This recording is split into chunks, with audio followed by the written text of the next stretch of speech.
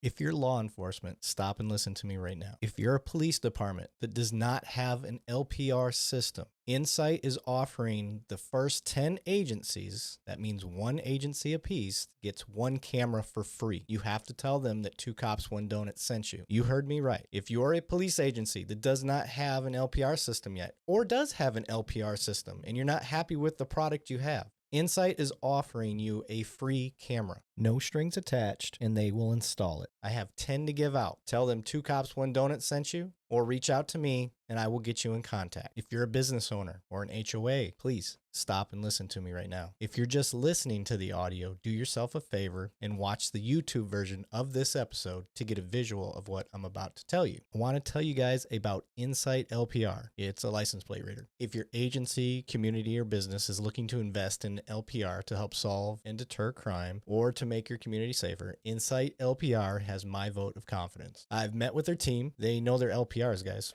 They're the real deal. They bring over 75 years of collective experience to building LPR cameras and the software that supports communities across the country. The other thing I really like about this team is how much they listen to law enforcement. They understand the importance of working together with law enforcement and getting their input as they build and innovate products and their service to match the needs of law enforcement. In other words, when I complain or have suggestions to make their damn camera better, they actually do it. The Insight LPR team is extremely passionate and takes pride in their product development, which makes their cameras some of the most durable cameras in the market. For the gear nerds out there, what that means is this stuff's made of military grade aluminum and is nitrogen purged, whatever that means. This design makes the cameras rugged and able to withstand harsh weather elements. Here's the big selling point for me. Their nighttime scan accuracy is higher than most of the leading competitors. In my opinion, this is what sets them apart. As we know, the majority of crimes occur at night, so it's critical to have high scan accuracy at night. Insight's cameras check the box with the nighttime plate read accuracy greater than 96%. 96%, guys. That's pretty freaking high.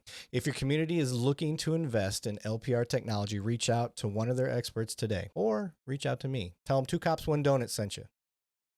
Coming up next on Two Cops, One Donut. I feel like I can only talk about it through dark humor with my boys, you know, drinking and doing that shit. That's the cycle for us. The dark humor and not talking to our family about it. We just talk to our boys who do the job. So, yeah. Or girls. No offense.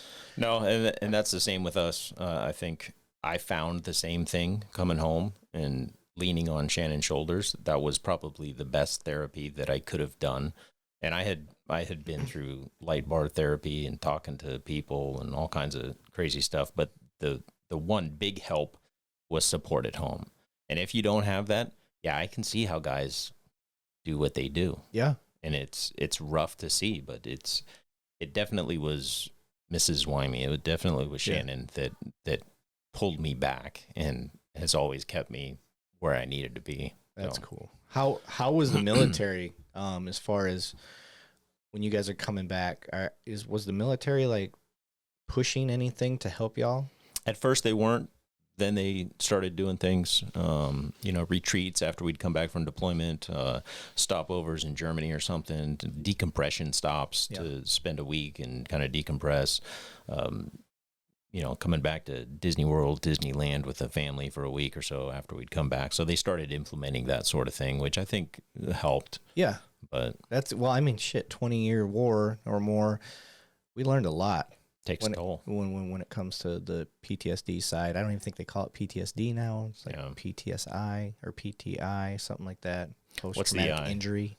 I'd probably agree with that more. I call it PTS. PTS. I just leave it at PTS because I don't think that it's a disorder. Yeah. Yeah, I don't either.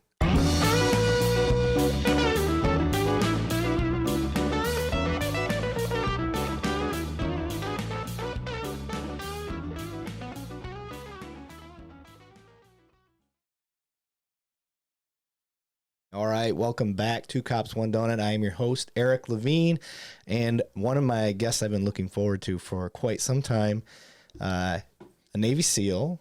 You might remember him from the movie Act of Valor. Weimy, how are you doing, brother? Good. I appreciate it. Thanks for having me on, man. Dude, I can't believe you agreed to come out here. We had a mutual friend, a Sifu. A couple. I know Charles, too. So, yeah. Charles. Charles is on the same board with Kirk. Oh, really? Yeah. Oh, I didn't know that. I thought you knew. No. You don't know who he is? I may. My memory's terrible anyway, but It's close to mine then. Yeah. So, Kurt was the one that told me that he had a Navy SEAL after we did our show together. Yeah. He did and if anybody wants to go back and watch that, we talked about martial arts and training and stuff with police work. So we're actually going to kind of go down that path a little bit again today. That's what the premise of this episode is going to be. We're going to talk about police training versus military training. And I had told Weimy over the phone, I was like, hey man, I was like, one of the things I really want to talk about is, I hear guys on Joe Rogan, like you'll get some CIA guys, Mike Baker, he gets some Navy SEAL guys, and they like to talk about police work. And I get it, but they don't have the perspective of police work. Yeah. And it's hard for me to bite my tongue when I'm hearing what they're saying. And it's not that they're wrong, it's just not realistic for what they're asking, because in the military, it was realistic. That was very easy to do because that's all you do. You are your property in a sense. And the military comes first above everything. And that's not how police work is. I got a family to come home to. I got a ton of responsibility, stuff like that here. And I'm not beholden to, the same obligations that I am with the military. But we'll get into that before we get into all that. Yeah, I was talking about Kirk's episode, so go back, check his out. We had a great discussion. Kirk is big into the Bruce Lee art. JKD. Kundi. Jeet Kune Do. Jeet Kune Do. Yes. Yeah, he was talking about that, and I was like, is that really a viable, like, I don't know much about, is it really a street art? Like, is it something that would work for me in the field? It is. And I may be a little biased because I actually took it when I was, 17 to when I went in the military, 22, 23. Okay. So I was well steeped in it, and I had a lot of the instructors and the guys teaching me that had taught him and taught previous guys to him too. He's obviously far better than I am. I didn't do it in the military, so I have 20 years of not doing anything. And it was funny because I was driving around, I don't know what it was, 3-4 years ago, and I saw his Jeet Kune Do Dallas-Fort Worth sign. I'm like, Jeet Kune Do, are you kidding me? Like, I haven't seen that name in forever. Right, it's and still I didn't around? think, it's well, I knew it would probably still, because it is a cool art, and we'll get into that. But you don't see too many of them. Right. So I'm like, well, let me go in and check this out. And when I met Kirk, I'm like, oh, dude, this is legit. This is where we need to be, because Kirk is big on teaching the younger generation proper upbringing, with hard work and discipline, respect, all that stuff. Absolutely. Yeah. And you and I both know that's what's missing in society today with the young folks. So we're like, that this is where I need to bring my kid and train. So yeah. Very cool. Yeah. All right, Weimy. Well, before we get into the fun stuff, I like doing what I call my little humanizing portion. I want people to understand where you came from, where your service heart came from, and all that stuff. So where were you brought up? Did you go to college? What's the deal? So I was brought up in California, born and raised in California. I'm sorry. Yeah, I know. Well, now, absolutely. Great place when I was growing up, for sure, but now it's a crap hole. So out in the Mojave Desert. I don't know if you've been too far out there, but never. It's near Death Valley, a little place called Ridgecrest. It's out in the Mojave Desert, like I said. But, growing up, middle of the desert, chasing scorpions and rattlesnakes and, hiking and camping and doing outdoor stuff. I love doing that. So that's kind of how I grew up. But I came from a Navy background family. My brother was in the Navy. My dad was in the Navy. I think they both did 4-year stints. My older sister actually did a full career in the Navy. But I mostly went into the Navy because of my brother. My brother was boatswain mate on a nuclear cruiser. Oh. He only did 4 years, but, as soon as I started looking at that kind of career path, he's like, there's only 2 things you want to do. Go to college, be a pilot, or go be a Navy SEAL. I'm like, college, yeah, whatever. So Yeah. I looked at the Navy SEAL thing, and I didn't do much research, to be honest. I just kind of like, yeah, I'll do this other thing that doesn't require me studying and spending time in a classroom because I'm sick of that crap, you know. Right. Then you go to the job that you have to study probably some of the most. Exactly. People don't understand how now I'm doing intelligent they are. dive physics and dive medicine. I'm like, oh God, great, you know. Yeah.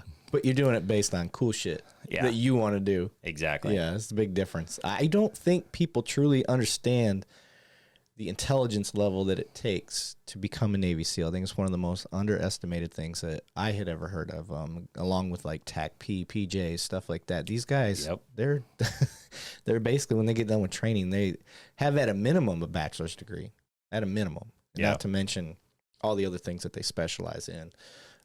So you go through your SEAL training, and you're like G.I. Jane, and we know that's exactly how it is because that's what the movie Shaved showed. head, all, yep. And they do. They shave everybody's head. You look the same. I've been a BUDS instructor twice, and you know, I'll have students come to me later, years later, and be like, "Oh, you remember me?" I'm like, No, I don't. You guys all look the same, you know, unless you were like 6'7" or a short dude. Like, I don't remember you. You all blend in. Yep. But I was a academy instructor for 3 years. Yeah. At the department I'm at, and I probably pushed through, let's see, 6 or 7 classes, let's say, and each are around 60 people when they start. They blend. Like I run into these people constantly. You know, my department is around 2,000 people, so it's like, you know, they're like, "Hey, Levine," I'm like, "What the fuck's that guy's name again? I don't, you know, I can't remember." That's a constant battle. Yeah, I'm like, damn, I know he looks familiar, but yeah, and or then it's like, you know, "Oh, you remember when such and such did this?" And I'm like, "What class were you out of?" You know, I know the numbers that I taught, but they all blend together. Yeah, I don't fucking remember. I know, and you feel bad too. Yeah, because you're like, I probably should remember because obviously I was important to you, but unfortunately you weren't as important to me because I had. Yeah, you've got about 5 of us to remember. I gotta remember. You know, hundreds of them. Yeah. So I can't. You'll get over it. I promise. Well, if you don't, you got bigger issues. So that's true. Yeah, especially if it's something very memorable. "Oh, you remember when this happened?" I'm like, you gotta understand. Like, there's 60 of you. About 20% of you do really dumb shit that's hilarious, and so I don't remember all. Like, that's a pretty big number to remember over the course of 8 months. Yep. So, but Navy, it's weird that you went Navy SEAL in it from a desert. Were you just dying for water? And I wasn't a great swimmer, to be honest. We had a pool growing up, and I loved being in the water, but I couldn't do the strokes well. You know, it's funny because I don't know, 6 months prior to going in, I actually had to take swim lessons, like stroke lessons, to learn how to properly do some of the strokes that we would do. And I had to take it from a chick that was in my senior class, and I felt like an absolute moron. She was a swimmer, you know what I mean? And I felt like an idiot trying to take it from her and be like, I don't know how to do the strokes properly. So I took swimming lessons as I was like a senior or something. That's a good life lesson, though. Humble yourself, man. It is. We don't know everything. That's one of my biggest pet peeves as an instructor is teaching trainees is easy. They're sponges. They're hanging on every word. You can't do wrong. But when you train in service and you train people that have been doing the job, and then the egos come into play, and I've got more time on, what are you going to show me? And, you know, it drives me insane. I'm like, look, if your glass is full, there's the door. I'm not holding you here. Just be a little bit humble. You know what I mean? Yeah. Maybe you're not learning everything that I'm putting out. Maybe you have a better way of doing something else, but there's got to be some tidbits in there that you can pick up. Just shut up and kind of go through class. Let me do my thing. Yeah. What kind of product do you think I'm going to give you if you're being an asshole to me? That's the other thing. Well, that's true. So I may not spend a lot of time with you. And you'll go on thinking that this class sucked, and everybody else will be like, "Man, that was great." Yeah. Those are the people I'm teaching. Exactly. So, how long did you make it through BUDS your first time? My first time, but it took me 10 months, 8 months, 10 months. I was rolled 2 classes. You got injured? Yeah. Okay. So we had a hard hell week, and roughly 50% of the dudes actually had stress fractures or some injuries from that Hell Week, and they got rolled 2 classes and put in. I started with 220, rolled to 222. So Okay. I graduated with 222. Now, when you guys roll back, do you get inserted back into the portion that you bounced out of, or do you start over with everybody else? No, you get rolled back to the portion that you completed for the most part. There's sometimes when you've been sucking through Hell Week or something, they'll make you redo Hell Week, or if you were in the middle of a phase, usually you have to start at the beginning of that phase. Sometimes you'll start post big test, like if you've already passed pool comp in second phase, you might start after that and then do the rest for that makes sense. for rebreathing, Draeger training. So I was always curious about that because God, what are the PJs? Like, I think when you could make it almost to the end, and they're like, oh, you either go back, like they get injured, you got to start at the beginning, or you're done. Like that's just your options. And I think the premise behind that is staying as a cohort, possibly. I don't know that for certain, but yeah, I think those guys get rolled all the way back. If you make it most of the way through and then you get kicked out for something, but you're allowed to come back through, you'll start at the beginning again. Oh, it's different than being injured. Yeah. And then getting rolled back. Okay. Yeah. I see what you're saying. Yeah, it might be the same way. The injury thing, you actually roll into another phase of BUDS, PTRR. It's like a recycle kind of group where the instructors will work you out every day and they'll keep you fit so that you're ready to actually roll back in. If you fail certain things and you get rolled for that, they're supposed to, help you pass drown proofing if you fail for that, and then you roll back in and keep going. So that's the whole reason I didn't do the Navy or any. If there was water involved, that's how I chose my branch of service. Everybody's like, "Oh, you just picked the Air Force because you're a nerd." And a lot of people do. And I specifically, I'm like, if there's water involved, I'm out. I'm scared of water. I really am. As much as I grew up in Michigan. As much as I fish and hunt and do all that, duck hunt, like.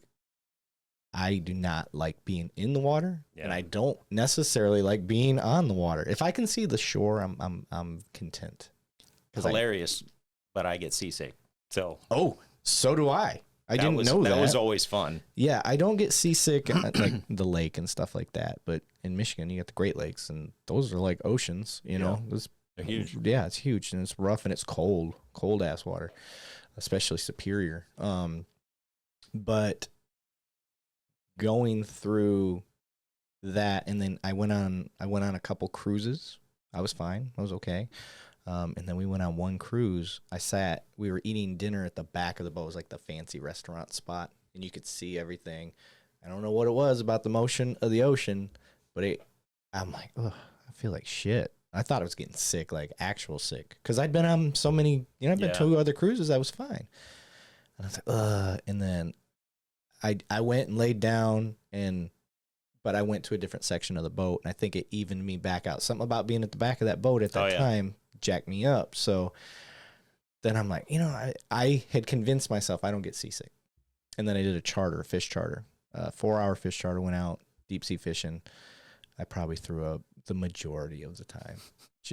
And then it was literally me hanging over the side of the boat. Fish would get on, and you rotate with the people that are on the boat. Each person takes a turn every time a fish comes up. And it'd be my turn. I'm like, yeah, I go over there. And I'm in it. I get the fish and, get it up there. And then they're like, you want a picture of them? I'm like, I'm going to go back over here and throw up. So I try to tough through it. I don't know how to fix it. Dramamine. Yeah, that's it. Yeah. That's the only way to do it. Yep. And I had to take it before many an op.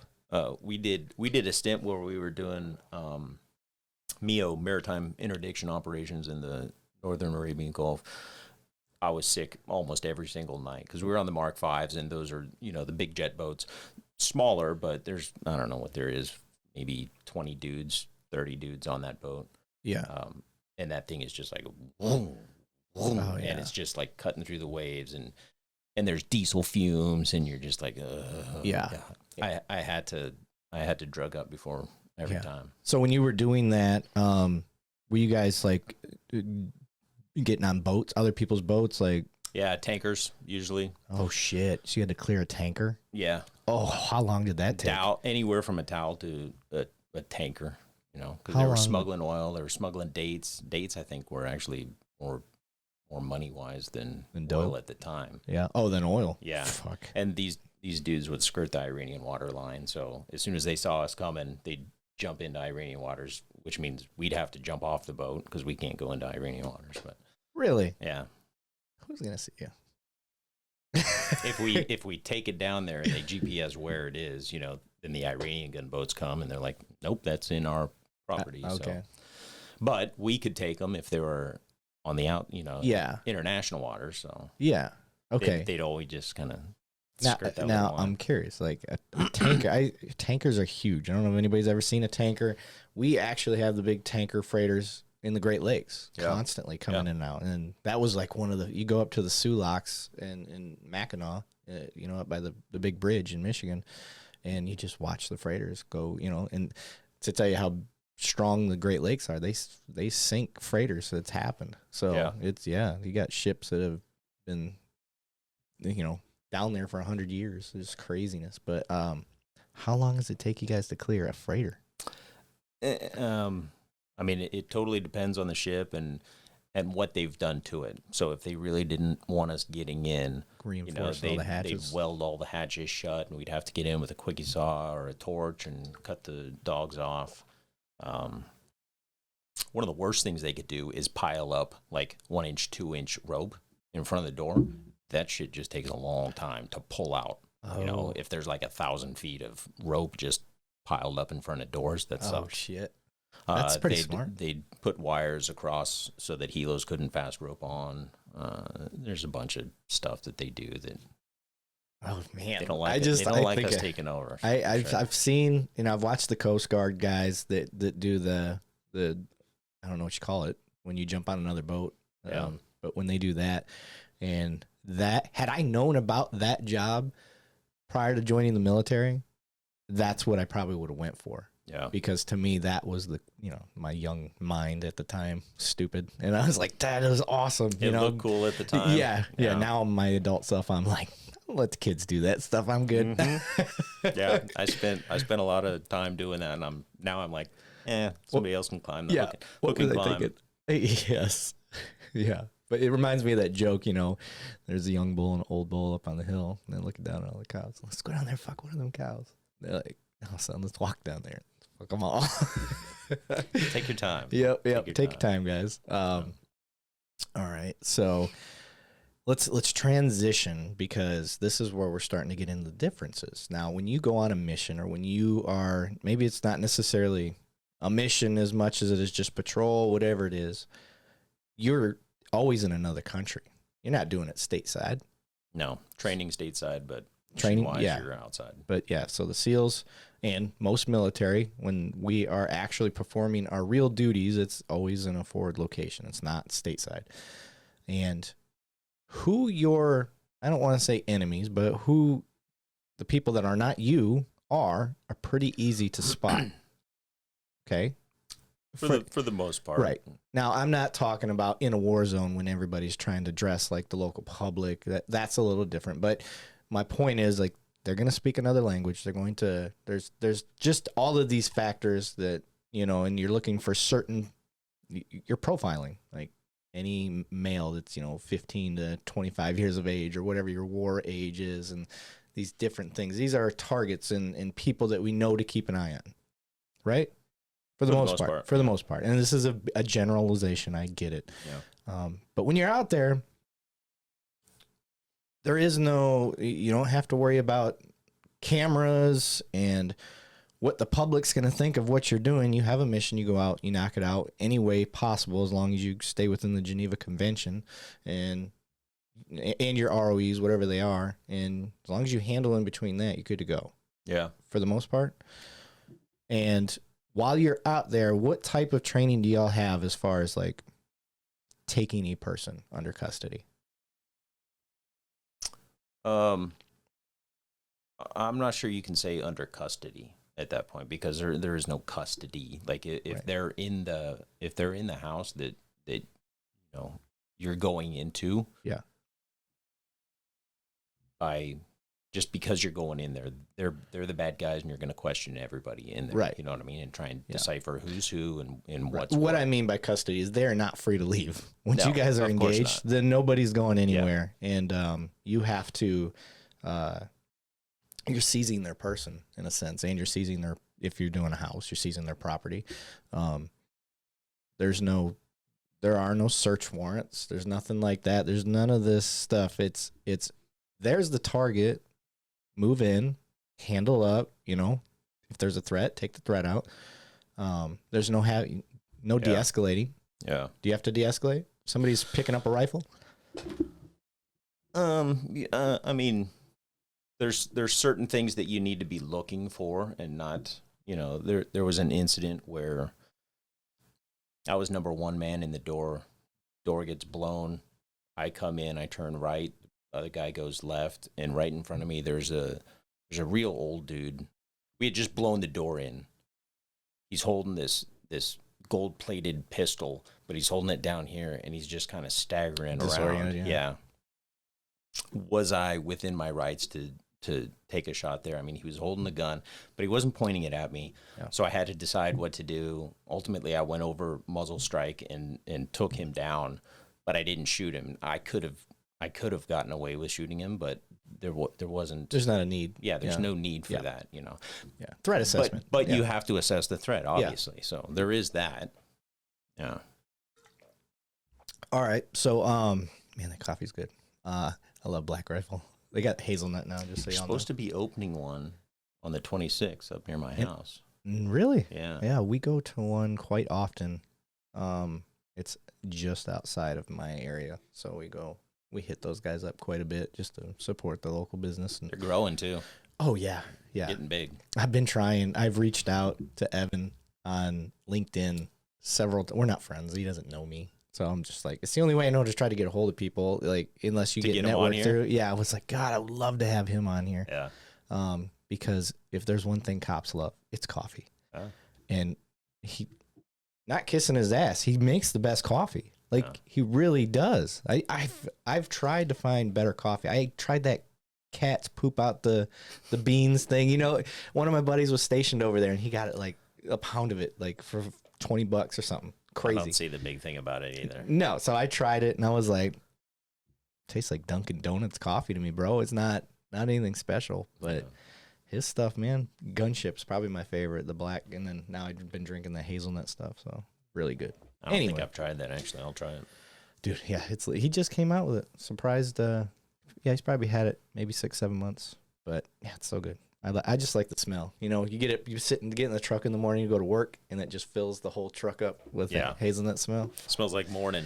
Yes, it Getting does. after it. Yeah, but back to my point. So now here's one of the major differences when it comes to police work. Now I could never expect you to come over. Hey folks, Eric Levine from 2 Cops 1 Donut. Want something better than Ring, Arlo, Brink, or any of the other quick launch home security systems? I've been having trouble with my Ring products. They don't read license plates on moving vehicles, the link doesn't connect fast enough to my phone, and I'm tired of getting notifications only to see like a glimpse of something that set it off. I was reached by a veteran-owned business called Agent Security. The owner, the staff, all veterans or former cops, they're kind of like the Chick-fil-A of customer service when it comes to security. They have a system that does everything companies like Ring do and more. They have pivoting cameras that track day or night. They can also read license plates and catch high-definition details that will lead police more effectively to catching the offender. Their mission is providing the best home security systems to their customers. All you have to do is start the conversation to protect our most valuable assets, our families. They listen to your needs and come up with perfect customized security solutions to protect what matters to you most. You can contact them by phone at 713-962-3558 or email info@agentsecurity.com or visit their website, agentsecurity.com. That's AGENTSECURITY.com. They serve the greater Houston area, North Texas, and more. Be sure to tell them that Eric Levine from 2 Cops 1 Donut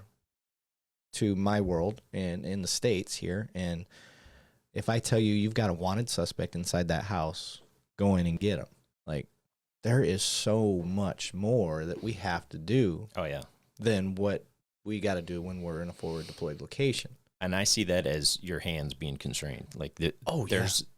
Your hands are tied. If our hands were tied one behind its back, you got both of them tied behind your back. There's a few things that we couldn't do, especially like 2004, 2005.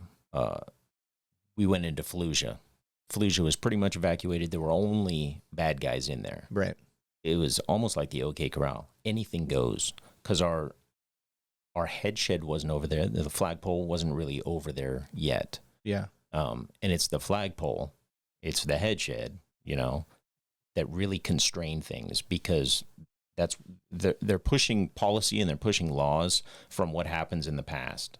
If you're starting brand new, they're like, all right, here we go. You guys go in and do whatever. And then after a few years, you're like, well, remember this happened, and you blew a door in, and, a lady got a big old splinter in her eye, or whatever the case is. You can't do that anymore. You can't do this anymore. You can't do, and you just get your hands tied behind your back, and nothing is available to you at that point. Yeah. So. And you're right. That's kind of, I don't want to say that's where we're at today with police work. I do think it really depends on where you're at, the state you're in.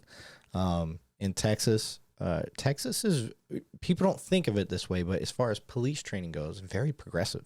I mean, way ahead of the curve, in my opinion. It may not be all cities, but the state overall, the options are there to get this really good, training.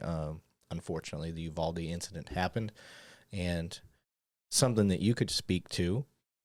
Training, you can train once a year, you can train every 6 months, but if you don't take that training and put it into practice, it's not going to be nearly as efficient or effective when real shit hits the fan. So unless you're practicing that 40-hour class you took in clearing buildings or active shooter training, which I think is something that they had. Now, it's a small city, a very small city. Like, the worst thing that they're handling at the most is Agnes left her trash can on my side of the driveway stuff. Yeah. They're not handling a lot of big things. So there's a big emphasis being put, well, they just had active shooter training.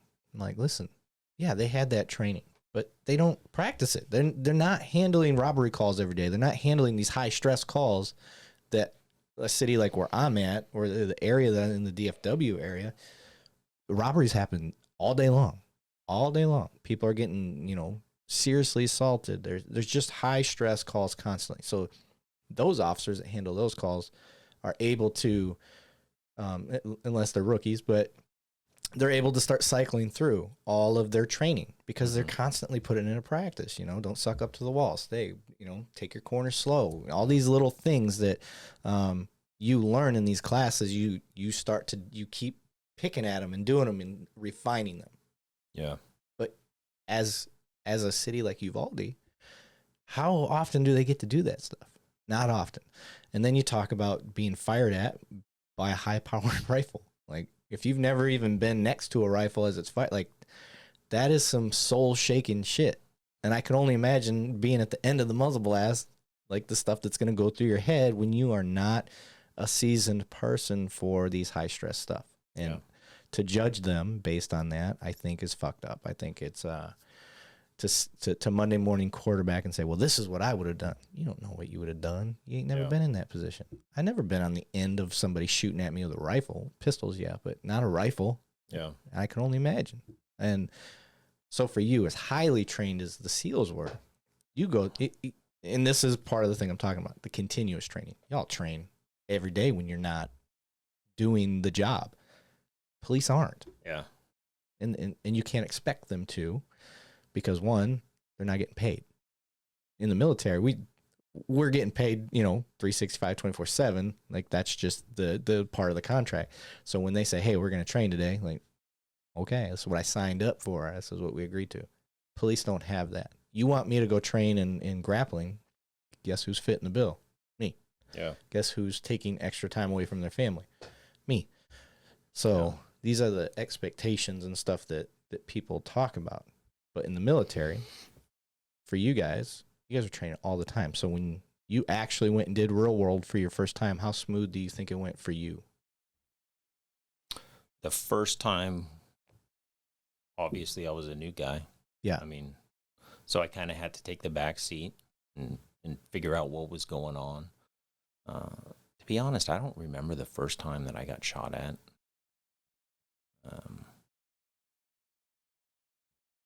I can't remember what I was feeling. I mean, I'm sure I was looking around at the other dudes that had been shot at more, and I was trying to do what they were doing. And eventually I just kind of folded into, oh yeah, this is the sound of being shot at. Yeah. Okay, we're getting shot at again, you know. And then, that high buzz. Oh, that's a close one.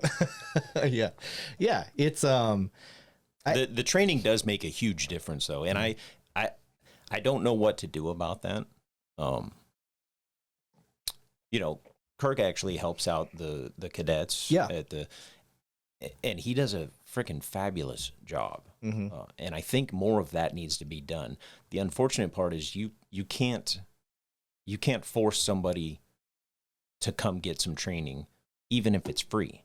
You know what I mean? Yes. Which is unfortunate, and nobody, department-wise, agency-wise, wants to pay for even more stuff to do, whether it's shooting, whether it's grappling, whether it's, anything. My personal opinion, just based on police work, not military, I love the military combatives thing that has developed over time.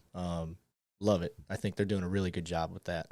I'm a cop for the Air Force Security Forces down in Lackland, and shout out to the 802nd. And they do the combative stuff all the time. They've constantly got classes going on. They've got, a mat the size of my house in a bay, and the guys are doing it right. They sweating their ass off in the summertime because it's in a bay, and freezing their ass off in the wintertime because of the bay.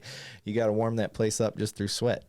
But the police side of things, what I would love to see is, instead of spending as much money as we put into, let's say, cultural awareness or 21st century policing. It's not that I don't think these things are important. I just think you're talking about a side product of use of force. What ends up happening? If I get into a use of force and it's bad, then the side product of that is, well, because I didn't really know how to talk to that person or that culture. Okay, well, if you give me the grappling training, and I'm big into Brazilian Jiu-Jitsu, I think that's the tops, but I'm not going to say it can't be judo, it can't be catch wrestling or whatever, just grappling in general. You give me that training, and those cultural issues are going to diminish because my confidence level is going to be through the roof if something happens. And I know me personally, and just about everybody that I've worked with that's highly trained, we don't get into shit. We just don't.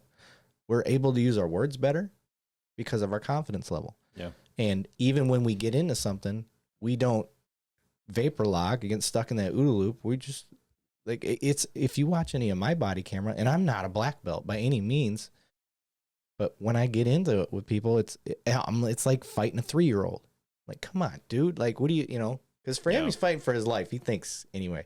And for me, because of my level of training, all the years that I kept doing it, it's comical. It's just like if I were to get in the swimming pool with you and try to fight you, you would laugh and you'd destroy me. It just wouldn't happen. So I think personally, we need to switch where we spend some of this money and force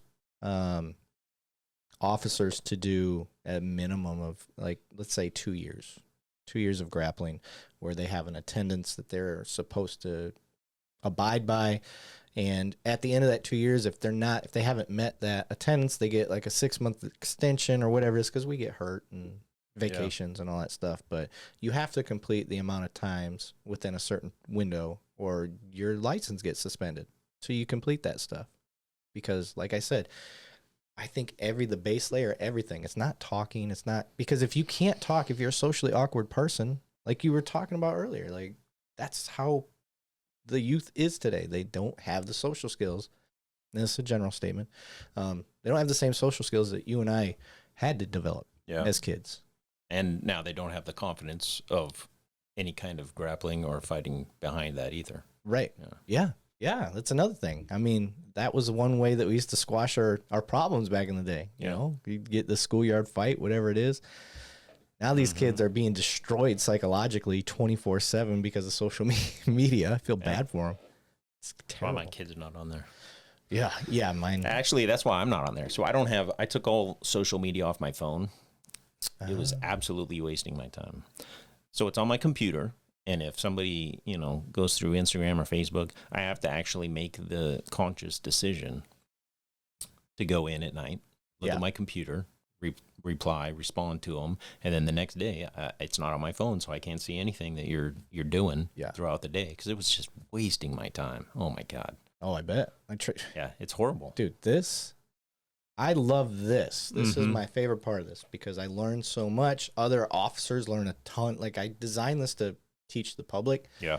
And what it's ended up being is the officers reach out and like, dude, that was great. Like, I had never thought of it this way, or no, I didn't think of that, and teaching cops more than I'm teaching anybody. And that's okay. Yeah, no. You'd like it to be everybody, but it's okay if it's a great byproduct.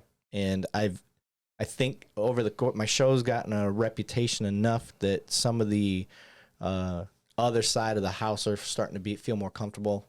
They trust me to come do a show, and I'm not gonna attack them or anything. I don't do that. That's just not my style. So I'm hoping to start getting some more community outreach people that are trying to hold police accountable for things, and first responders in general, people trying to hold the military accountable. I would like to get that side of the house, but it's few and far between right now. Yeah. It's getting better and better. I've got I just had a guy that was wrongly convicted, 23 years he did for murder. I watched that one. Yeah, Derek Hamilton. That was a good one. That was a great one. Yeah, it's really interesting to see. Yeah, he did an episode with me remotely. Sound quality's not the best, guys. I'm sorry. He didn't have a mic, so he just talked through his laptop speaker. Yeah. Yeah, but no, his was great. And we discussed where the courts are screwing up, where police are screwing up, what they're doing good, where we can improve from that stuff. So it was a really good conversation as far as the premise of this show. So I look forward to that. But let's get back to the training portions. Okay. Yeah, so the training, you've got DT already that you have to do what, a certain amount of hours per year, or is it every 2 years? It's what is it? Every year. So he's referring to defensive tactics for anybody that doesn't know the letterings. But so we do. You have in the academy, at least where my academy is, and this is how I think they all should be. When you start day one, you start defensive tactics day one. Okay. And it goes throughout the entirety of the academy, other than when you go to the range. That's when it stops. So every day you're doing it? Every day. Every day for an hour. You do that, and you go do PT. Sometimes your control tactics, defensive tactics, whatever you want to call it, sometimes that bleeds a half hour into your PT time. Yeah. But we stay until we get what we need to get done accomplished. It's not block training. I hate block training. The way that our program is, it develops around a fight. So all fights generally start on your feet. So now we're teaching them, proper stances, how to make a fist. I mean, we have to break it down, keep it simple. Yeah. We have to teach people how to make a fist. So teach them, where to hold their hands, why it's important, certain points of the body that are vulnerable in a fight. And then we knock them down. And now you're on the ground. Okay. How do you start to recover from ground? So that's the progression of the entire control tactics, the defensive tactics program, is the progression of a fight. We're on our feet. We learn to throw some punches, learn to throw some kicks, learn how to defend ourselves. But if we get knocked down, now what do we do? What are the steps to get back up? What are the steps to protect our weapon? And then you recover, you're back on your feet, and now you transition. Now we went from our personal weapon defense, which is our hands, feet, fist, head, whatever, and now we switch over to an intermediate weapon, a baton, taser, pepper spray. And what do? If that doesn't work, now we're switching over to deadly force. So that is the progression throughout the eight months of the academy, which we just extended now. I think it's 10 or 11 months. Which I think is beautiful. Yeah. Some police are like, just get them out here. 8 months is a long time, but man, the product you get after 10 months, even the 8 months, is far superior to police academies that are pushing them out after 4. Yeah. So, block training, if anybody out here is developing a program for their police department or military, whatever it is, if you do block training, I think you're doing a big disservice, because you're going to touch, like in the Air Force, I remember this. We did handcuffing. Did that. And we didn't touch that shit again until it was like test time towards the end of the academy. Yeah. And I'm like, how am I supposed to be proficient in something that you had me train for 2 weeks on? I probably was pretty decent in that 2 weeks, but when I don't touch it again, yeah, terrible. They do that for curriculum because it's a lot easier on the curricular side of the house to say, oh, we covered this. Now we're going to cover this. Now, but human minds don't retain like that. No, you have they got to do it over and keep over and doing over. it and doing it. And it's all of it's perishable, but you do reach a certain point, I think, where your body just will retain enough. Like for me, I promoted and made detective, and I haven't rolled done jiu-jitsu regularly in probably 3 years. But I've gotten into it with some on the streets, and I'm fine. Like for 99% of the people out there. Now, if I go against, still ride that bike. Yeah, exactly. So it's fine, and it's just a great skill set to have. So if you're doing this training, like the point that I was trying to get to with the SEALs, y'all are training nonstop all the time. Like how often did you get like? It's all the time. All we do is train. Yeah. And then go to the show. Train and then go to the show. That's all you do. So it used to be on a 1.5 year training cycle, 6 months deployed cycle. So as soon as you come back from that deployment, you go right back into a training cycle of 6 months, 6 months, 6 months, personal training, platoon training, and then larger squad training. Okay. So and you're constantly going to new schools, sniper, breacher, whatever, and then you're going to CQC, land warfare, combat diving, whatever. Yeah. Yeah, you're always training. That's all we do. And when you're training, like, what is your off time? Like, are you guys getting weekends off? The majority of the time? It depends on where you're training. So most of the time, I was gone. When you're training, you're pretty much gone for about 10 months out of the year. Okay. You're either at a location around the country somewhere that has really good training in that aspect, whether it's driving training or shooting training or, jumping training. You go off on these trips 2, 3, 4 weeks at a time, and then you come home for a couple weeks, square away paperwork, keep doing smaller training there, and then you go on another training block somewhere else. Nice. And you're always with your team, right? You're not getting bounced around? You're always with your platoon. Okay. Yeah, and your platoon is roughly, 15, 20 dudes, somewhere in there. Okay. And then a task unit will plus up the size by 2, 2 platoons together. Okay. So as you progress through the training cycle, they add more and more things into the puzzle. So you'll work with your sister platoon, and then maybe you'll get your dog guys in there, and then your EODs, and then your JTACs, and you'll keep adding to it, and the missions will get progressively bigger. So. Gotcha. That's another good point to bring up too. Is when a cop's going to handle a call, he's either alone or he's got a partner. It's rough. Now, military, we don't do anything alone most of the time. Pilots, that's about the only people that are out there doing stuff by themselves. Buds, you have a swim buddy. You call it a swim buddy. And if you're more than 6 feet away from that dude, you're in trouble.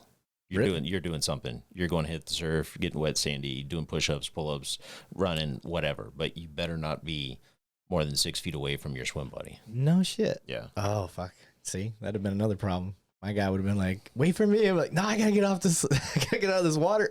Yeah. It's funny. There's giant ropes that if dudes are away from each other, we make them wear this 6-foot rope that wraps around both dudes, and they have to run everywhere on base with these ropes wrapped around them. Oh, that's hilarious.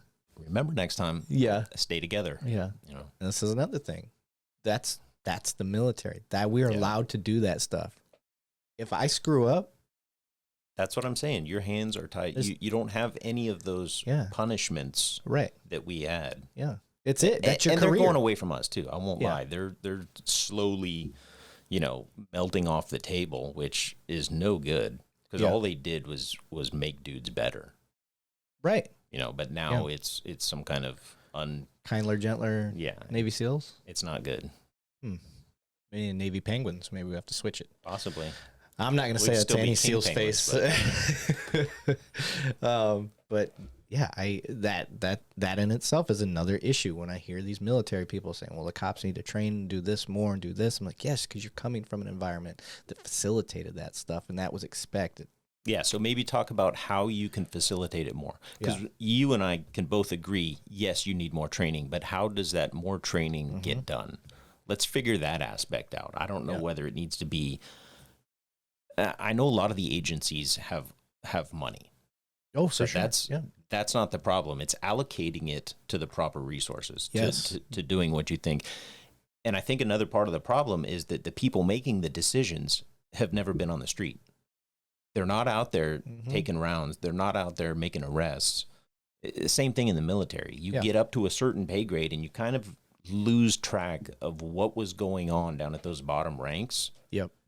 That's detrimental to any little community. You know? If you forget what the actual fighting force is really fighting for, then a lot of times in police work, and this is just a general blanket statement, so if you're listening from another department and you're like, that's not true, generally speaking, the way that we're going now with police work is people that are making higher ranks, very little street time, very good academically. You know, I get it. I understand on paper how that looks, but if you don't balance that out, man, then we have the same exact issues when it talks to, you know, enlisted versus officers, and then the officers that don't have a clue what you're doing down there on the ground. There's a big disconnect, and it's unfair to do that. But you're absolutely right. Hierarchy of spending the money, where it gets allocated to. I think that's a big one. And for me, if I were to put an emphasis on anything, it's going to be use of force, grappling. I mean, just because you can, there's a million videos out there now of people that have taken, like, let's say the Henner Gracie program. What is it? GST, Gracie Survival Tactics. It's a great program. If you are a department that doesn't have a program, start with them. That's beautiful. I was an instructor for that. I loved it. And it really applies to the job. It's not sports jiu-jitsu where you're trying to do ankle locks and doing fancy rolls and stuff. It's a street fight, like, and it teaches you the raw material that you're going to need to put that together.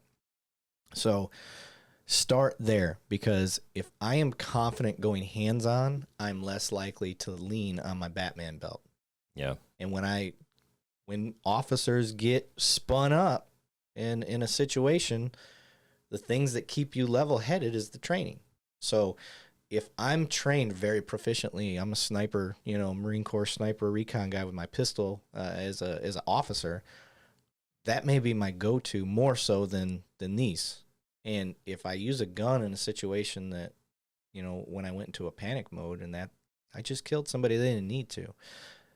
But if I get so used to using my hands that it becomes comical, that's the way I like to put it, when I do go to these things, you bet your ass I needed to. Like, it's just more likely to be effective in that manner. And then everything else falls into place for me.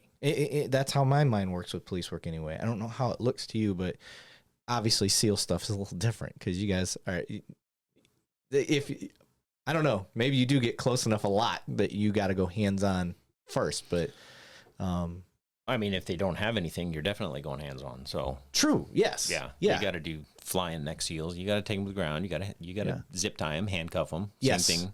Yep. So yeah, we're similar in that regard. Yeah. Searching guys, all of that. I'm trying not to go off every movie I've ever seen of a Navy SEAL where he's slowly coming up out of the water with his, you know, whatever that noose thing is and just bagging them and pulling them back. I mean, did you do a lot of that ninja stuff? No. I didn't think so. No. Maybe we can squash some myths while we're here, you know? No, we didn't do too much of that. It's funny because in the movie that I take that shot, the guy catches him, and a lot of people are like, that can't happen. That was only put in. That was put in at the end, actually. After the whole movie, I think, had been made, and they were showing it to crowds to kind of get a feel for it. And I guess the audience was like, something needs to be put in here. So they put that in there. Dude, I think that's how it was sick. It went. I mean, it's one of those things that's just plausible enough. Yeah. It's just plausible enough. And there's a lot of that stuff in there. People are like, I thought it was supposed to be a real accurate movie. You're like, yeah, it's accurate. It's based around a bunch of different scenarios that actually did happen. You know, Mikey getting shot in the eye and things like that. But there's a certain amount of Hollywood that has to be in it. Otherwise, the audience, the people won't even be into it. Right. So there's, you know, the scene where you blow up a a truck engine and it just endos, and you're like, well, does a law rocket do that? No, it doesn't. No. It'll and then kind of veer off the road. Yeah, but you got to add that stuff. Hey man, because I loved it. They won't enjoy it. So. Like I said, it's for military guys. I think a lot of us like we have this. I have this natural progression of movies I watch throughout the year. I watch them once a year. Act of Valor. It's a summertime movie for me. Oh, that's cool. I always watch it in the summertime. Wintertime, I'm always watching Band of Brothers, just because of the whole Christmas scene and all that stuff. I watch Band of Brothers during that time. Beginning of the year for my renewing is like American Sniper. And then to get me over the hump, I watch Lone Survivor. I mean, I've got it timed out. Funny. I know what movies I like to watch and give support to another Hollywooded movie, Lone Survivor. If you ever read Marx's book, like, holy shit. But then you watch the movie and I'm like, oh man, it's an awesome movie, don't get me wrong, but they really missed the mark, I think, as far as what the book showed or depicted. But I never read Act of Valor. Is it a book too? I think there is a book, but it's probably just follows the movie. I haven't read it. So when they approached you with that, like, or did you approach them with it? No, they approached us. Bandito Brothers at the time approached one or two of us. They had already done like a short film, like a recruitment video, I think, for Swick. The boat guys. And they came to a couple of dudes and said, hey, this is what we want to do. And it grew from there. So the majority of us were all working, I think, in first phase. There was a few outside of Bud's phase, which is why we had time to do it. It actually went many years past that. So as I went back to SEAL Team 3, I still had to get cut loose for filming, here and there. So okay, explain. I've always been curious about this. What is the difference between the SEAL teams? Why is SEAL Team 6 like always been referred to as the shit, and then you never hear about the other SEAL teams? So there's 4. There used to be 3 SEAL teams on each coast. Now there's 4. They used to be location dependent. Team 5 was the cold weather. Team 3 was the desert team. Things like that. Now they all pretty much train how they train. Dam Neck or some guys call it Dam Neck. Some guys call it Dev Group. I've never went there, but it's the research and development team, so they do a lot of the higher tier 1 stuff. Okay. Bin Laden raid, things like that. Oh, no shit. Yeah. Oh man, that's awesome. While you were in, as far as like setting up for a mission, because for us in the police world, I've worked with several specialized units. I'm in a specialized unit now. It's not anything crazy. It's just property crime stuff, but oftentimes it's, here's the offense. We need to investigate it, figure out who's involved. Once we find out who's involved, it's either intel work where we tail them, get all the people with them identified, using undercover cars, never making actual contact with them, identifying people, stuff like that. And then you get your warrants, or you catch them in the act. That's always my favorite, like actually going out and watching them hit licks and stuff. But while you're doing that, then you get your arrest team, you get all your stuff ready, but we have that briefing. Hey guys, this is who they are. This is what their history is. Their likely avenues if they're going to run. This is what they drive. This is, this guy's been known to carry weapons. This guy hasn't, whatever it is. So we go through all that and then we go out, we hit it. Hopefully we catch them, do our thing. Then we do an after action, always do it after action. You always do. So talk to each other. Hey, would we do good? Would we do bad? We review our body cam footage. Hey, you came in over here on the left. Like that was, you fucked up, dude. You put yourself in a crossfire and you really put us in a situation, unfuck that next time, everybody's always humble. Like, yeah, man, I can't believe I did that. Then what you do, you as much as you try to prepare, you always got to adapt. Wrenches get thrown in. Yeah. Stuff happens. So for the SEALs, what's it like? Like, how do you guys prepare? What do you guys do before a mission? Are you guys actually practicing the mission before you go do the mission? We absolutely do. Yeah. Okay. On nearly everything we do, we'll have imagery. We'll have layouts of the buildings. We'll, even if you just go outside and like paint it or scrape it into the dirt, we'll all start in our. This episode of the podcast is brought to you by Impact Tactical. Impact is a tactical outfitter for the men and women of our military, police, fire departments, and other public safety around the country. Impact's core beliefs is that fearless men and women protect our freedom and safety should have access to the best tactical performance apparel, equipment, and tools on the market. And they shouldn't have to go broke to get it. I've used Impact for about 11 years, and I can attest that they do live up to their core values. So you get a personal recommendation from me. You can find them at impacttactical.com. That's MPAK tactical.com. And be sure to tell them that 2 Cops, 1 Donut sent you. Separate locations, and, infill comes here, and we call it dirt diving. We walk through out on the dirt dive, yeah. Okay. And we'll just go through all of the motions of how we enter, how we leave, what we're doing on target, who we're calling in, all that stuff. No shit. That's cool. See, that's another benefit that y'all have. I can't, more often than not, I can't even tell you what the layout of a building is going to be, a house. Yeah. Because generally it is a house. That's why we like to get these guys in transit. That's the safest way for everybody. We try to catch them, especially if they're leaving the house. We'll follow them till they go to their next stop, and we'll try to get them as they're exiting their vehicle. Or we'll try to get them as they're coming back to their vehicle, however it works out. But the benefit in what y'all have is the intelligence side is way, way beyond what we're allowed to have. Absolutely. Again, hands tied behind your back. So this is another difference between police and military training and expectations. So imagine, I would love to tell any of these military guys out there that, police should do this, police should do that. Imagine that all the freedoms that you've got in your job that you're allowed to do to get the mission done. Yeah. And that being taken away. If I tell you, you can't know the layout of this guy's house. Well, why not? Why can't we get somebody to, because you need a warrant. Yeah. Oh, we'll just get the warrant. Based on what? Can you get plans from the city? Sometimes, but you know how that is. How up to date is that? I can tell you right now. Probably takes a while. The city doesn't have a plan for my house. Yeah.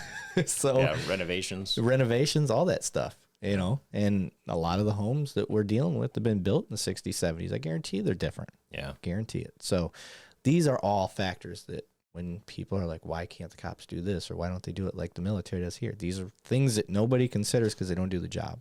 I'm not sure why they don't consider that. I mean, they're painfully obvious, Yeah. And maybe it's only painlessly obvious for you and I because we've come from the background and we've seen kind of both sides. Yeah. And you understand what it takes to get tier 1 imagery from the CIA and implement it. You know what I mean? Like, obviously, you're not going to be able to do that. And like I said, with the hands that are cuffed behind you, there's less and less that you can actually do. You're just kind of doing it on the fly as you go over to the dude's house.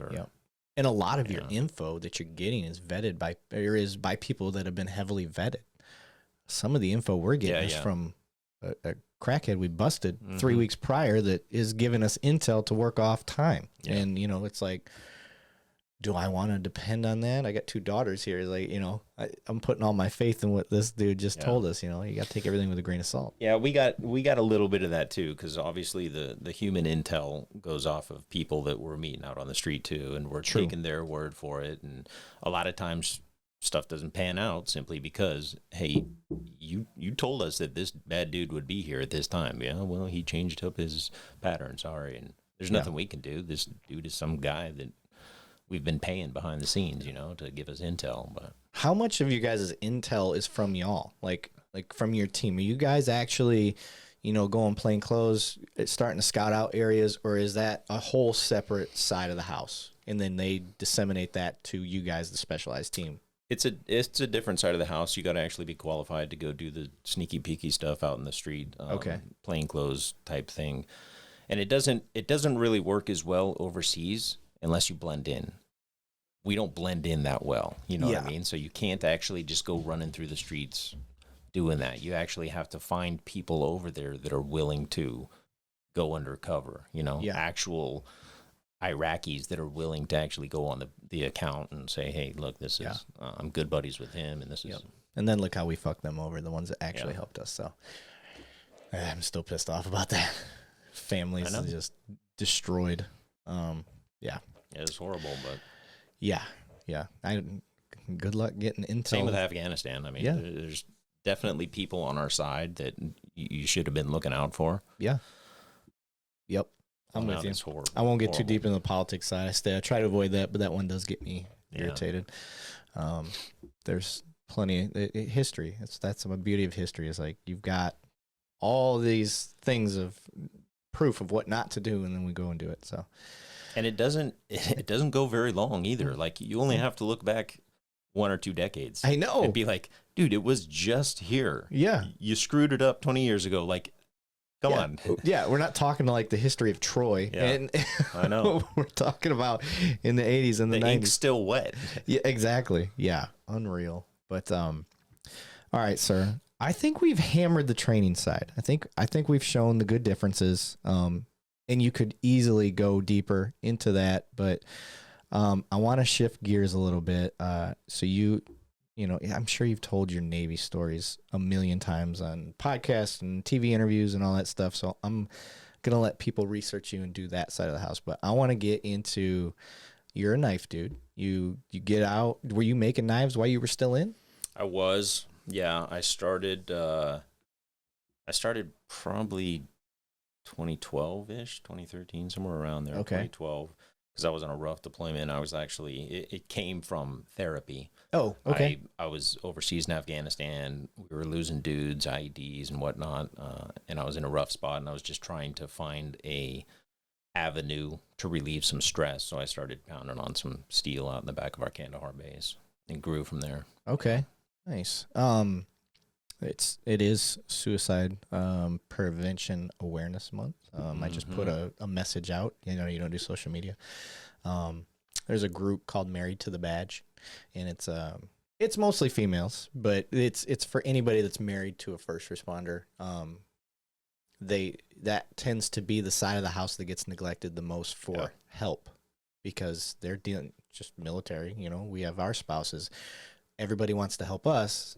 Nobody's looking out for them. So it's the same in the police world. Well, they started this group, and they reached out to me, and they're like, "Hey, we want to put out like a message a day from other officers stating, you know, Suicide Awareness Month. You know, it's okay to not be okay. It's okay to get help, and you know, let's try to end the stigma about getting help for one." It's a real quick, short message, but I recorded a video. I do everything over the top, so I did everything.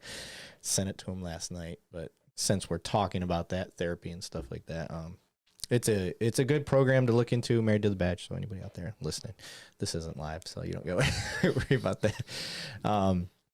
So you start pounding away at steel, and you're like, I gotta cut a motherfucker, or what? What did you? No, it really was just therapy at that point, and the research side of the house was a lot of therapy too. So I got back into my room, and I was like, oh man, what I like this design. I like this. Who's out there making knives that I actually like? Yeah. One of the guys, I kind of created Weimy Cutlery after his company and his style of knives. He was a Japanese bladesmith, learned from Japanese bladesmiths. He was a white guy, but he learned from Japanese bladesmiths. Spent some time over there. No shit. Speaks the language and everything. But I loved his design of knives, especially his kitchen knives.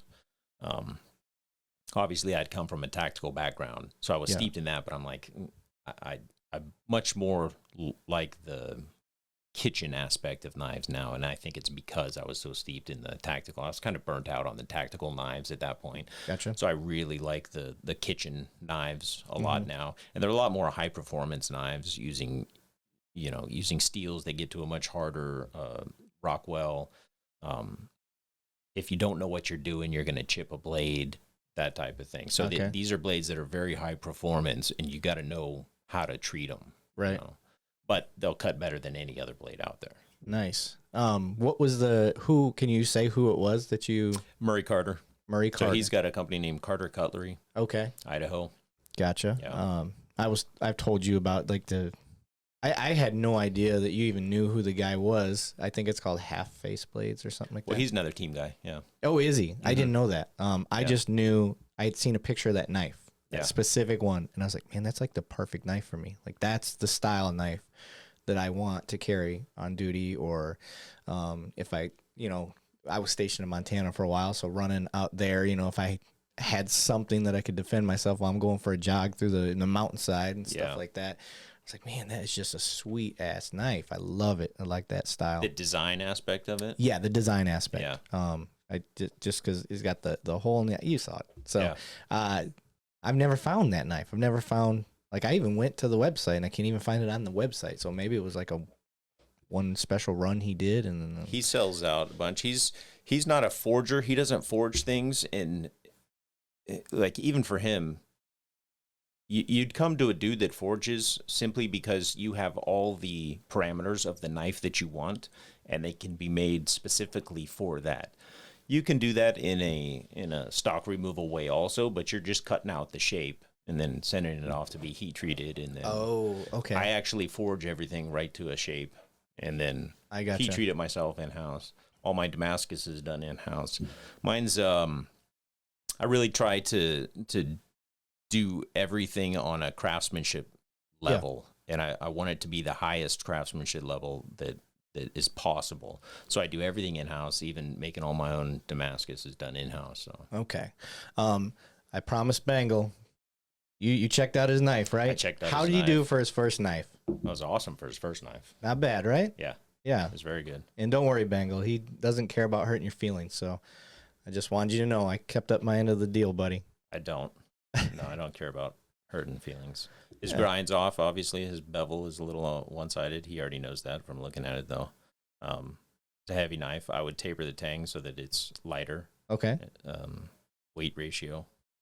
But There you go. it takes time to do that, and that's why dudes don't do that, to taper handles.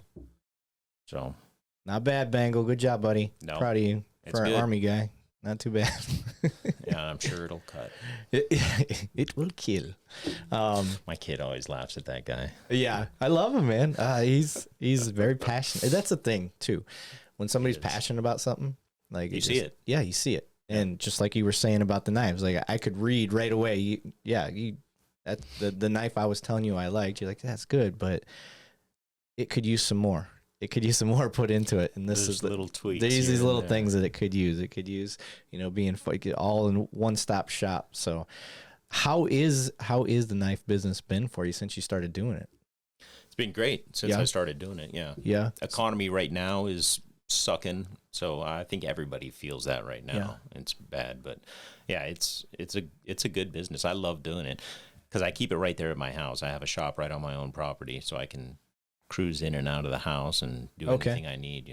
Are you the only one that makes the blades, or do you got? Yeah, I am. So every blade you get is I'm made by you? meticulous, so I've tried to hire people, but they don't keep the same specs that I want them to keep. Okay.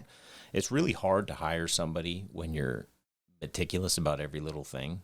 I gotcha. Especially with the amount of cost that the steel I use is, and like the learning curve is pretty steep. So you mess up a lot of stuff. It takes a while to grind a knife before you're grinding it just right. Okay. So you're gonna blow 2 months worth of stock just learning how to make knives, that I can't sell because they're not good enough. So Yeah. So is it still working as a therapy for you? it is, yeah, Is it? absolutely. Yeah. That's kind of how this has been for me. Like, not that I'm a person that I think is suffering from, strong PTSD stuff. But I'm very obsessive compulsive when I do things. And it goes in these waves. Like if I get a bow, I'll shoot that bow for a year straight, and then something will happen. Something will squirrel, and then I'm done. But Yeah. I won't say I mastered it, but I came damn near close. I came pretty close with that, and then I move on to the next thing. But whatever it is that eats my time up, I always find it. Whatever is gaining that obsessiveness is a therapy for me. Yeah. But I have to keep it in check. Like I spent all day. I release episodes every Thursday. I don't think I seen anybody yesterday. My wife had to work that night. She's sleeping right now. When my wife had to work that, she's like, "You didn't even see me today." I was like, "Oh, I'm sorry. I just get so wrapped up into what I do." But once it's done, like today, I knew you were coming. Like, I was so relaxed today. Yeah. I was like, it's going to be great because I got everything handled. But pounding away at the knives and stuff, man, that does seem like a good time. You told me you have a law enforcement class to make a knife or something like that? Yeah, so I have law enforcement guys come over, and I sell a bladesmithing class on my website. But for law enforcement, I let them do it at a much cheaper rate. Okay. Because I like those dudes coming in to understand blades, and it works into the same, training aspect. I want them to understand what it's going to take to actually use a knife. Yeah. In a combat situation, if they get their gun taken away from them, and the last thing they have is their knife, how are they going to use that in a life or death scenario? Right. It's all training. So I think it really helps when they come over and they take a hunk of steel, and in 16, 12 hours, they make it into a knife, and they go through that whole process of understanding how it's made and how it cuts and how to sharpen it and, what its limitations are. They do all that. So they do that in a day? 2 days. 2 It'll days. take 2 Okay. full days to do that for like a knife my size. Like the personal one you're knife. carrying. Yeah. Okay. Dude, I want to do that. It's a cool course, and I think it really opens up dudes' eyes. Like, dude, I had no idea how blades were made or how cool they could be, or how easy they are under the tutelage of somebody to actually make a badass knife.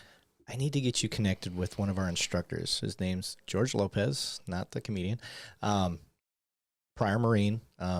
He had come up with the concept. He's like, hey, it's all of us instructors. And this is one of the things I love about my department. When I talk about the progressiveness, we don't just take the curriculum we have and we just sit there and like, we're good. This is it. We're constantly trying to fill gaps. Like, where are we missing? And George is the knife guy. Like, that is George. Like, everybody knows George has 6 to 7 knives on him at one time. Not really, but he's got knives. And George is like, he's talking to us as instructors. He's like, Levine, you carry a knife? I was like, yeah. I was like, generally I have 2. I have one on my vest and one on my person. He's like, okay. And Jessica, female, you carry a knife? Yeah, I always got a pocket knife. Okay. Goes down the line. 5, 6 instructors. You ever been trained in it? It's a knife. What do you mean? Yeah. It's like, have you ever been trained in it? No. He's like, do you know where target areas are? I'm just going to go stabby stab. Like, that's what put the pointy end into him. That's it. And, and so he's making his point. Yeah, no pun intended. And he's like, all right, I'm going to be out of pocket for the next week or 2. He starts doing his research, putting together a class, creates a class. Now we have a knife class. I mean, it's been around for Knife defense. Yeah. So if shit hits the fan, knowing what each blade style is designed for. Yeah. Whether it's what do they call it? A Tonto blade or stabbing, slashing. Yeah. All the differences in the blades. So you can look at your knife and go, oh, that's the type of knife I have. And this is what its function is designed for versus what it can get away with. And then, tactical places to carry. Like, these are considerations. Like, if you have your knife and that's your last form of defense or the only thing you can get to, can you get to it?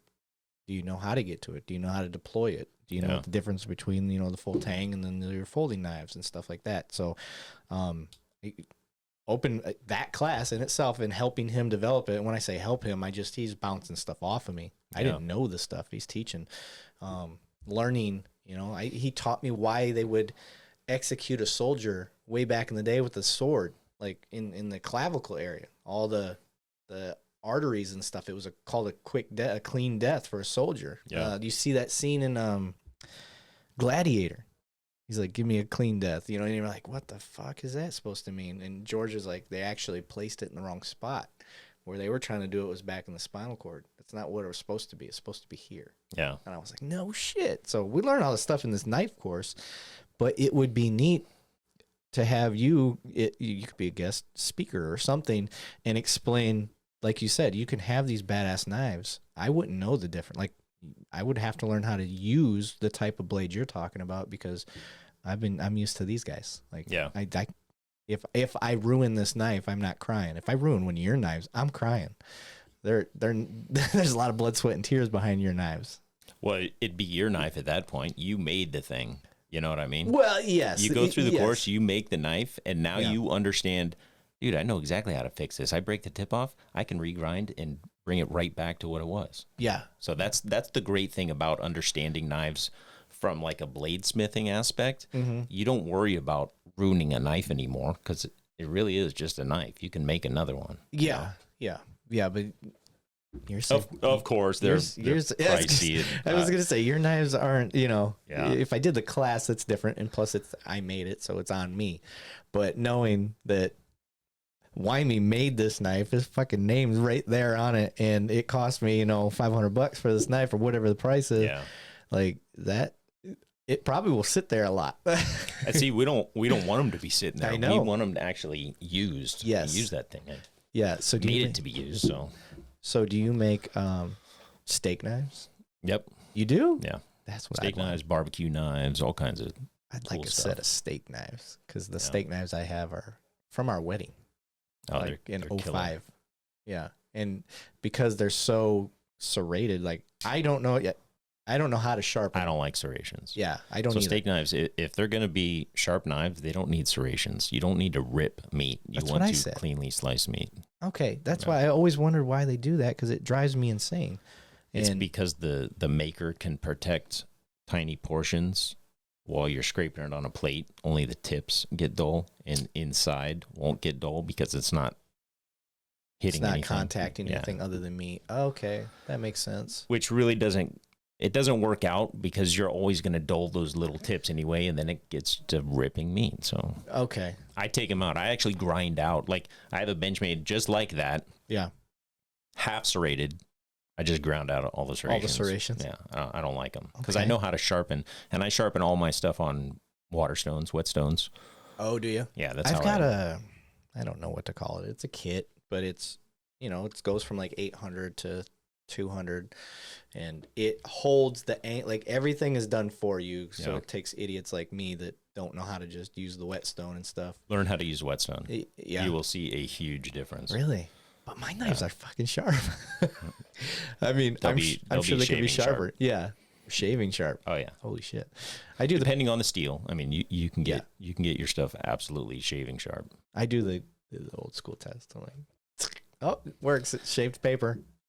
And in the course, you'll learn a lot about that too. I mean, if you can cut paper, a Nakuri is going to cut paper different with the same sharpness edge. It's going to cut differently than my neck knife. Really? Simply because the profile of the grind is different. You're trying to wedge a piece of steel in a piece of paper. It's going to rip because it's just trying to wedge it in. Okay. It's past the point of your edge. But if you get an edge like this, geometry that is really thin, like a Nakuri or something for vegetables, it'll glide right through it. So the tests are a little bit deceiving also. Gotcha. Okay. Unfortunately. How do you test it? Depends on the knife. Okay. I gotcha. Each knife is different. Shaving actually is a very good test for if it'll peel off some hair. An arm. That's a good test. Okay. Yeah. Yeah, I've been learning the angles. I guess I sharpen at like a 21 degree. I'll tell you a secret. That doesn't matter. No? No. Oh. I mean, every Japanese company out there is like, well, this has a 14 degree bevel and this is a 18 degree. Just get a whetstone and learn whatever angle is your angle and go with it. Okay. Don't worry about all that stupid angle crap. I'm serious. I like it. Yeah, Hey. it doesn't matter. Not when you're learning, and very few people are going to really cut something and go, oh, this only has a 12 degree angle. You're right. You know what I mean? Yeah. Nobody's going to know that. My idea, or I guess what I was taught about is the less the angle or the degree goes down, the sharper it is. The thinner the edge. The thinner the edge. Yeah. Yeah. So I don't know. I'm learning, man. I'll go Well, take your course. Come on over. Yeah. And I'll can get build a some knife. buddies. I'll get my team. My team's all knife toting guys. They love that stuff. They'd love to build one, I'm sure. Yeah. Oh, for sure, man. Put your own handle on it. You can pick any kind of handle material, do it anyway. You can any design. That's the coolest thing is you can forge any design you want. So if you have a special design where you're like, dude, I saw this thing on the internet and it was shaped like this, draw it out, Okay. come over, build it exactly to the specs that you want it. That's the cool thing. Okay. It may look fucked up, but I won't let it get. You won't let it fucked get up, that no. way?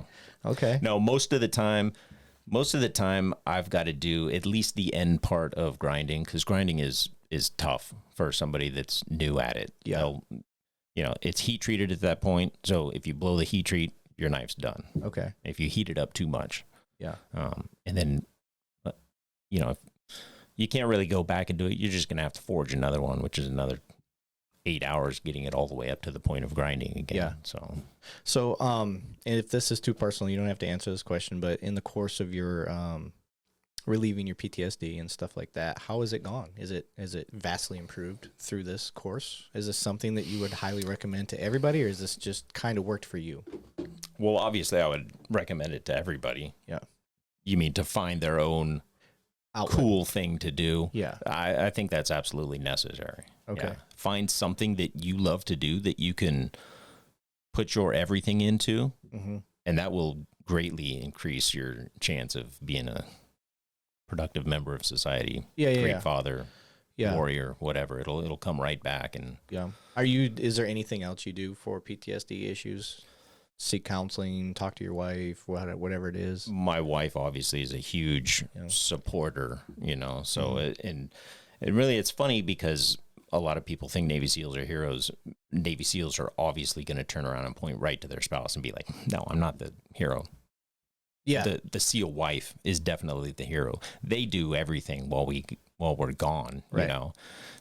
We have to lean on them, when we come back, because we're broken in an aspect. We don't understand there's kids that are sick at home. We don't understand where the house is. We're not paying bills. We're not doing any of that crap. We're doing the one thing that we're good at overseas. And that you wanted to do. Yeah. She's moving. She didn't sign up to do all that. The government pays $1 million a year per SEAL with all the ammo and everything, so. Yeah. It's pretty easy from our end. Right. And then that's, like, again, when I was talking about supporting the spouses, I mean, that just goes to show, like, nothing's bigger than that, man. Yeah. And the ones that are good at it, the ones that have accepted that role, like my wife, like, she knows not to put something terrible on my mind when I'm on the job.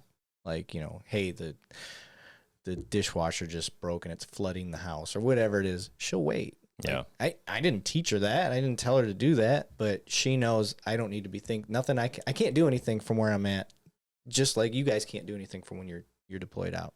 So that's why it's such a, like you said, it's good to give them kudos for the ones that step into that role, because it's so much bigger than what people think. It absolutely is. And when you're in a position that you have to keep 100% focus on the mission, me being out there on the street, you being out there in a forward deployed location, whatever it is, and you got to be 100% into it. Because if you're not, somebody else on your team is going to get hurt, or you're going to get hurt, one of the two. So you got to keep your mind focused. So you're right, man. That's a good outlet. I'm the type of person, I have had police and military in my family. My dad, that picture up there is me and my dad, same department. I learned from his mess ups, in my opinion. Like, I saw all the friends that he had, divorce rates in police work and in a military. Over 90% divorce rate. Navy SEALs. Oh, yeah. That's insane. Yeah, that is insane. I didn't know it was that high. Damn. So yeah, if you get one that stays, you got a diamond in the rough. You absolutely do.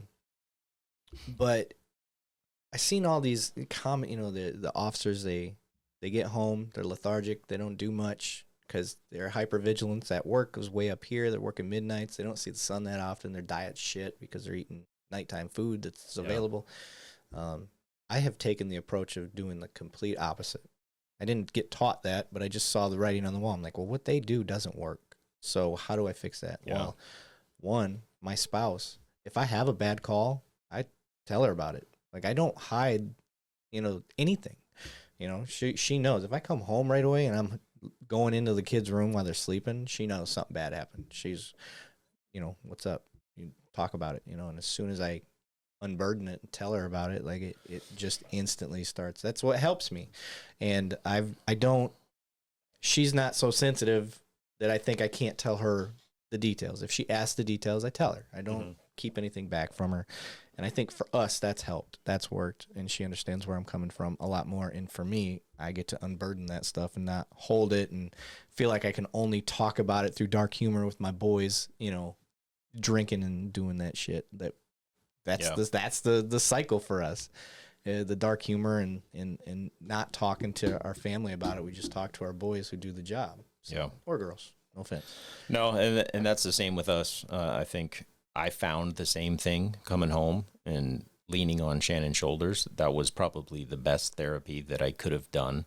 And I had been through light bar therapy and talking to people and all kinds of crazy stuff. But the one big help was support at home.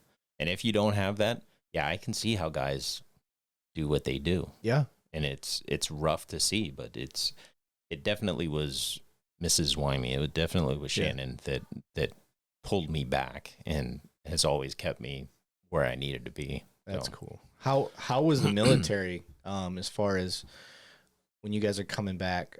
Was the military like pushing anything to help y'all? At first they weren't.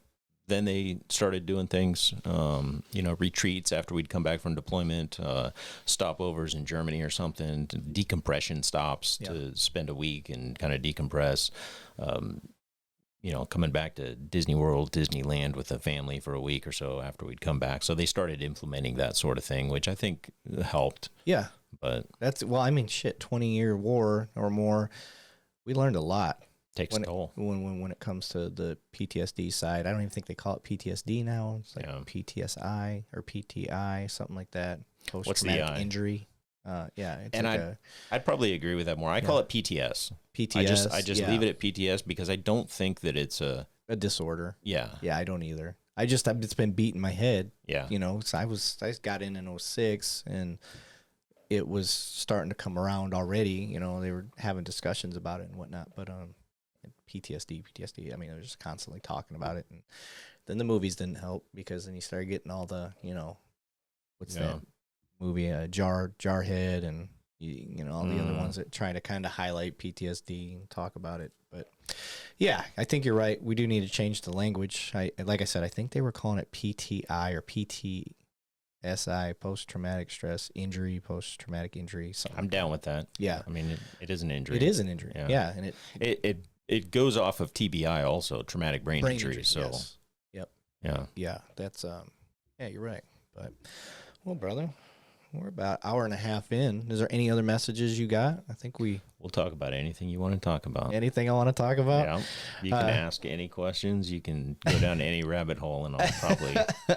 I've been there before. All right. You got your knife company, Weimy Cutlery. So people can check that out. Don't hit him up on social media because he's not going to see it.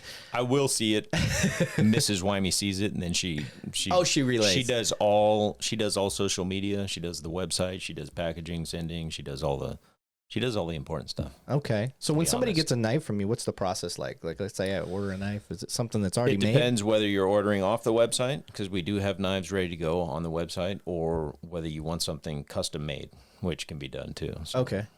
So if I want a sword, you'll pay a pretty penny. Make me a samurai sword.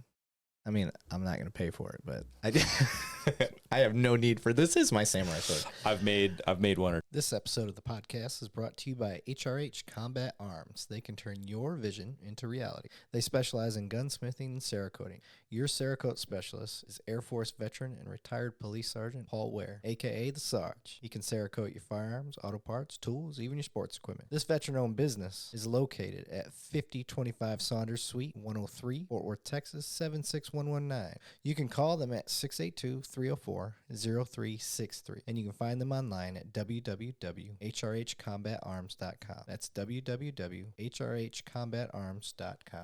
Yeah. This is about as close to a samurai sword as I get. And the thing I hate about this is this. This is not conducive. Like, I'm always worried, like, if I ever have to go into a stabbing motion, that my hands doesn't just gonna stop enough. Yeah, it doesn't stop nothing. So it's strictly for cutting stuff. That's all I use it for. It's cut a couple seat belts and some people's actual belts. So I do make a lot of barbecue knives, kitchen knives. I make a ton of neck knives because people started going with these recently versus folding knives from the pocket. Those seem to fall off a lot. I always have this on. I can go pick up kids from the school, tuck it in, nobody sees it. I can have it out when I'm working. It's always available to use. I can use it with one hand, put it back with one hand. So it's nice. Yeah. I've never tried carrying a neck knife, but you know, in the last 7 years, I got convinced to switch from my. I used to carry like what do they call that, kidney carry or appendix carry, whatever it is. No, this behind the back. Behind the back. Yeah. That's typically when I carry it in the waistband, concealed. That's where I would have it. And then I had a friend teach me carrying it up front. And I'm like, dude, I feel like my fat roll is going to hang over it. That doesn't seem comfortable. I was like, I don't want to shoot myself in the wiener either. So he's like, no, dude, I'm telling you, that's just faster draw. Everything's more tactically sound. You have a natural pocket there. It doesn't matter how fat you are. That will always work. Just pull those rolls back. Yeah, exactly. Yeah, just get used to lifting that up. So that's where I carry. And so I carry there place. now. And then, you know, my pocket knife that I always carry, it's always on my right side. I probably could afford to start carrying a neck knife. I've never thought about it. Yeah. So, most people haven't. Actually, most people don't even know about it until they see a video or something. Yeah. They're like, "Ooh, I didn't know you could carry something right there." And you should probably train with it too. So part of JKD, I do a lot of jiu-jitsu in there. Okay. So I have it on when I'm rolling too, and I'll pull out my trainer because I built a trainer that is the exact specs of the one that I carry. I don't recommend anybody rolling with a real knife. No, it's a trainer. And I'll pull that out, and the fight goes somewhere else with that because obviously right then and there, you're only worried about one thing. Yep. So fade the blade. Yep. That's the rule. But no, that's pretty neat, man. You should try it. I'm glad to hear you say that. Yeah, I'm going to. Now I do know George, my buddy. I know he carried a neck knife, and to me it seemed like it was an inconvenience. But now that I see two people carrying it like that, and you said a lot of people like to use it. I've probably sold more of those than anything else. Really? Yeah. Okay. Those things sell really well. Yeah, I like the handle that you got on yours too. It's very festive. It's my Van Halen. That's my Van Halen handle. Okay. Yeah. Very cool. I played a lot of guitar before I got into knife making. I haven't played since. Really? Knife making just took over. Just took it over? Yep. Oh shit. I am musically not talented. Although if I'm in the car, I will sing my ass off. I love singing. I'm not good at it. Funny enough, that's good for PTS and TBI. Singing? Yeah. Oh man. Talking, reading out loud. Okay.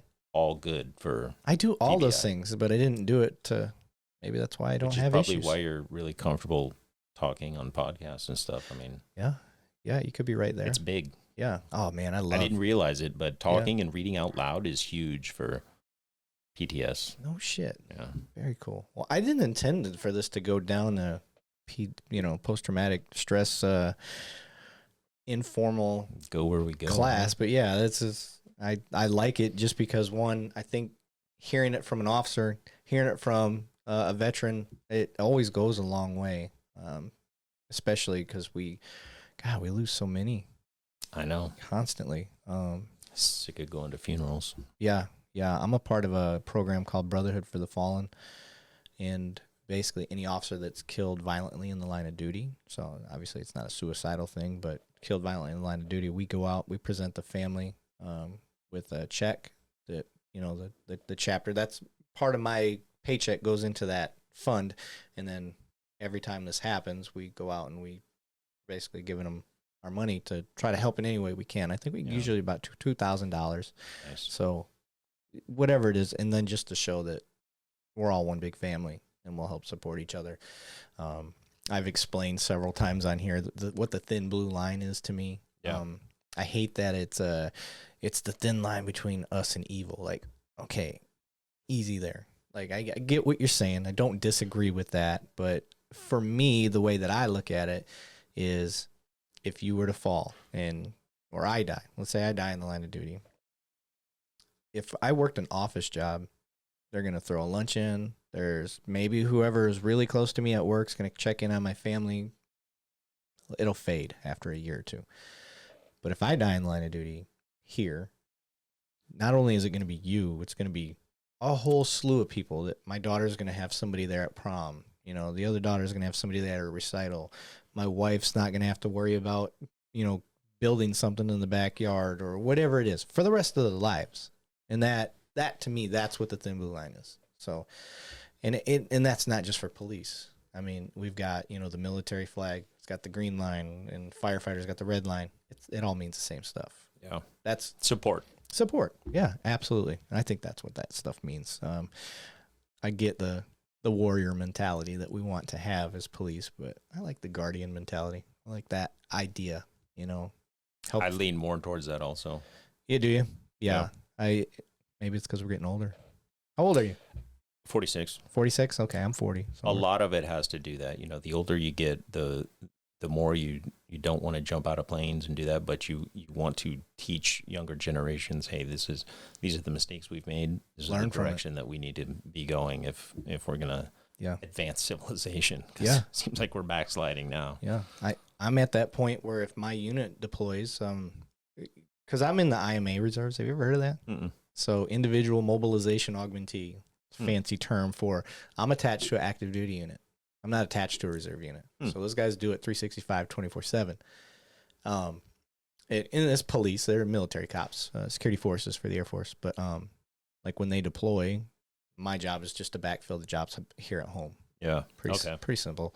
But I can deploy with them if I want. And I'm luckily everything's ended now, but for the most part, if they were to go, like I've trained a lot of these guys, and now I'm like, oh, they need an Overwatch. Like I need to be there to. Like that's my mindset. I'm like, I have no desire to go over there, but yeah, I want to be there for them, and help them avoid and have that. You know how it is. You've got that guy on your team. Yeah, you got that guy on your team that you know he knows what to do every time. Not saying I do, guys. But it's such a comfort and it's such a confidence booster knowing that person is there. Yeah. So, did you guys have who's your guy on your team for the most part that everybody's like, that's our dude? Well, it builds as you go. So as you progress through the ranks, eventually you're that dude. You're that chief or lieutenant where everybody looks at you and is like, this is the dude that has been in combat more than anybody else, so he should know what to do. Yeah. What was your rank? I was a senior chief when I left. Senior chief. So okay. EA. Oh, you almost made it. Oh, so close. It gets political. Now, I didn't want to make it. Actually, I probably could have if I stayed. They were offering $150,000 for 6 more years. Oh, I didn't want to do that. Yeah, 6 years. That's a long time. Yeah. Yeah. I don't blame you. I'm good with my 20 and out. Yeah, that was a hard move for me, separating from active duty. Yeah. And I was yours was after how long? 4 years. I just did my 4 years, and I was wanting to do 6. I wanted to be canine handler, and I got, you know, it is we'll get you into that after a year. We just need you in this position for another year until we can get somebody trained up. Needs of the military. Yeah, and I'm like, you realize I'm going to separate if you don't give this to me. Yeah. And they're like, well, we hate to see you go, and I'm just like, still, the military's still that way, man. I'm like, you guys, you just don't. They won't change. They need those bodies for the jobs that they need on the paper. Numbers. That's it. Do that job, and that's it. Yeah. Maybe after so long of doing it, all right, we'll give you sniper school, but then. Yeah. You know. Yeah. And the crazy part is they would rather bring in somebody new, spend all that money training him, hoping he gets to where they need him to be, versus just retaining the person that already knows.